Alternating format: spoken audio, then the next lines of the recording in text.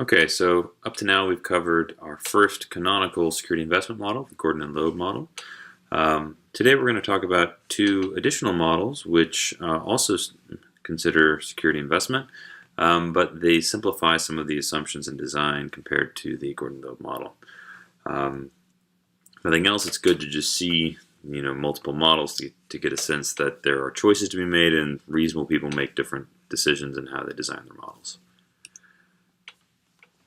So the idea behind the linear breach probability model is to try to make the simplest possible model that still seems plausible. So we'll begin by using the Bernoulli loss assumption. So again, we've got two outcomes, 0 and lambda, with probabilities as defined as expected.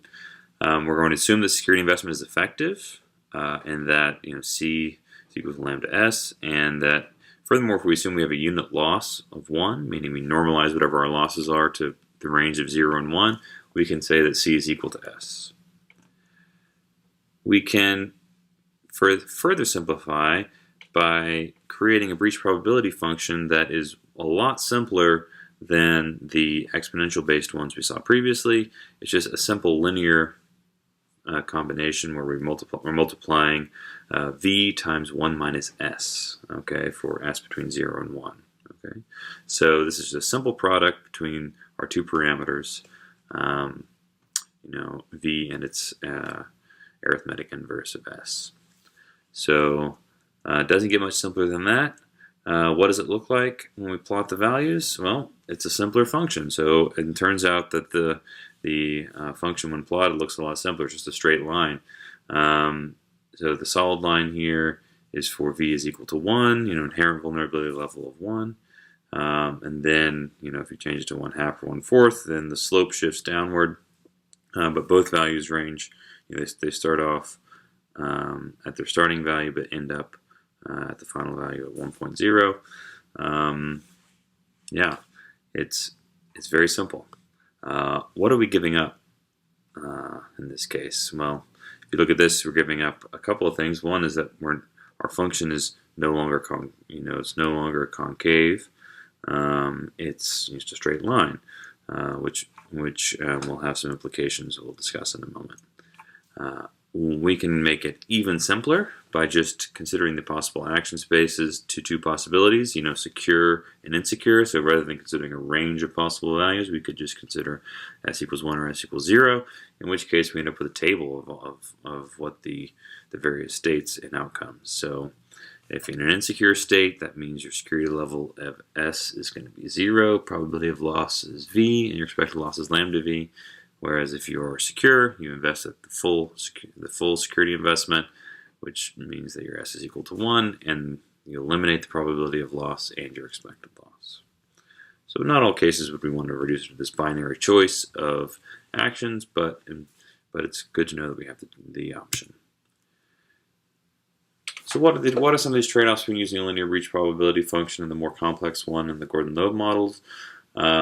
The primary one is that we now have this, we lose this concavity of the breach probability function, which means that this whole notion of decreasing marginal returns to security investment goes out the window, because it's a linear function. The same amount that you invest, whether you have not invested anything at all or whether you've almost done complete investment, the benefit is the same.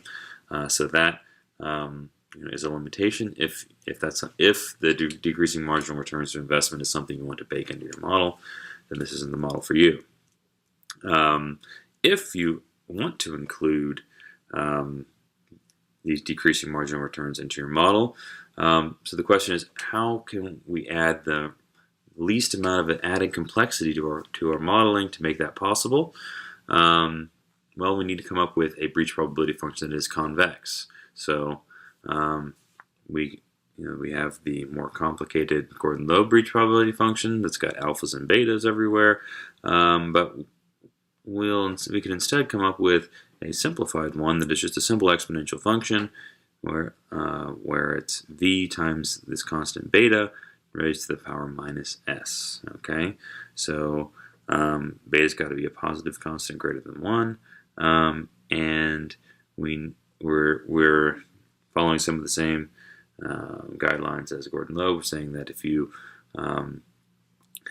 invulnerable, if your v is equal to 0, that means that this breach probability function has to be 0 for all s. And also, if you make no security investment, that means that the breach probability must be v, just like the Gordon Loeb model. So we're sort of approximating Gordon Loeb, but just using a simpler breach probability function.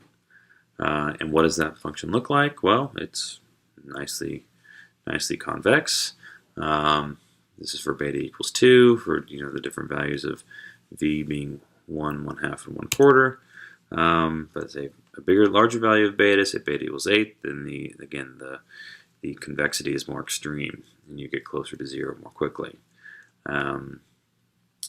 But you can still have slowly diminishing functions.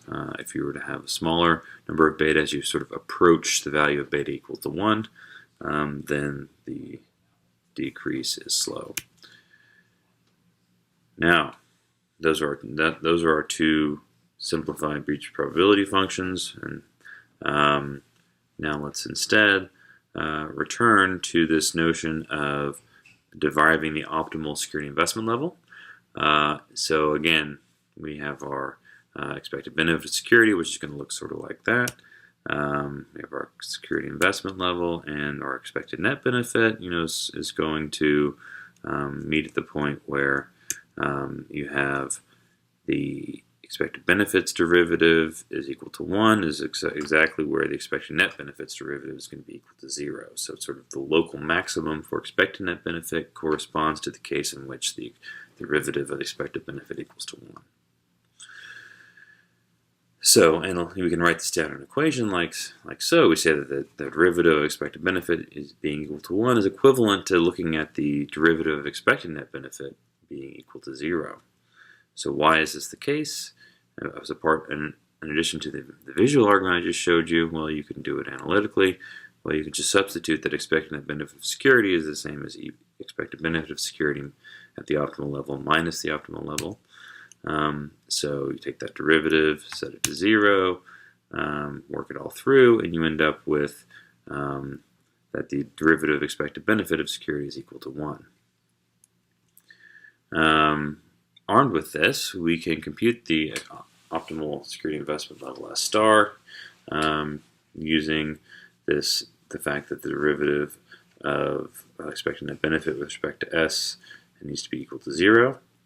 We can plug in our exponential breach probability function here, which is VB to the minus S, and take that derivative. So the derivative with respect to S of V goes to 0. Derivative of S with respect to minus S becomes minus 1.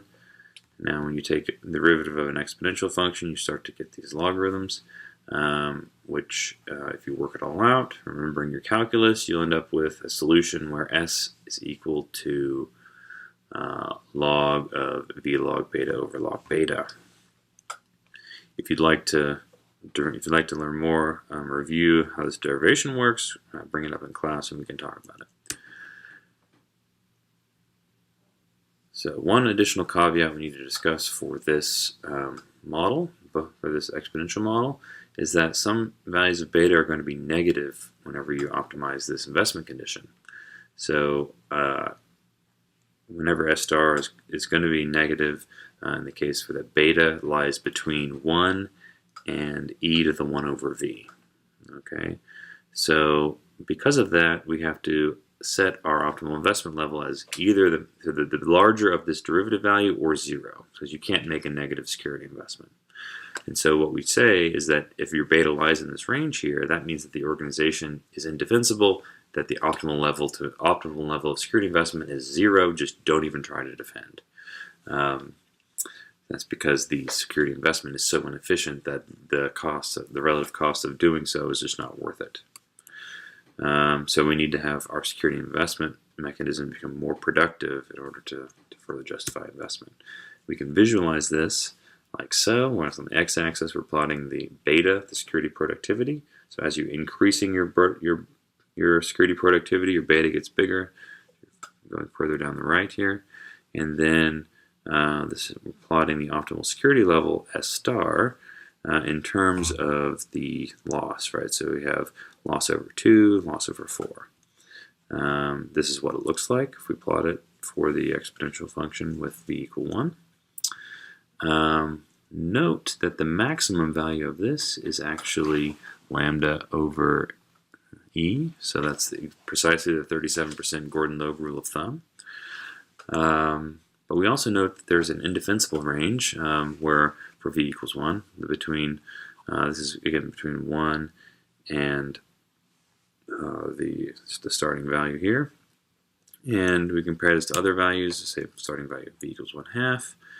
Then the indefensible range grows, so you're going to need an even more productive security function in order to justify spending it all. And, all the way out to v equals 1/4, it ends up being way out to the right. Okay, so that wraps up our discussion of these two alternative simplified breach probability functions and security investment models. Thanks for your attention.